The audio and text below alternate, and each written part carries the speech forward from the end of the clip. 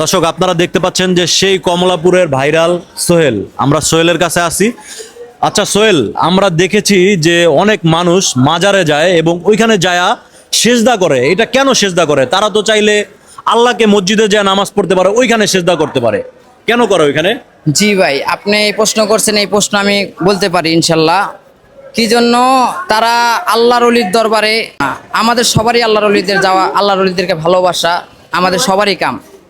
আর এই যে মনে করেন আপনারা যা বুঝেন যে অনেক আল্লাহর অলিদের আশেগানরা যেতে পড়ে, হ্যাঁ, ঠিক এগুলা কলম আল্লাহর অলিকে আল্লাহ ভেবে কলম সেজদা করে না। তাহলে কিভাবে করে? কেন? যেমন ভাবে আল্লাহর ঘরে যা নামাজ পড়ে, রুকু দেয়, সেজদাই পড়ে, এমন কলম করে না। রুকু দেয়, রুকু কলম পড়ে না, ঠিক আছে, ডাইরেক্ট সেজদা পড়ে। কি জন্য সেজদাই পড়ে?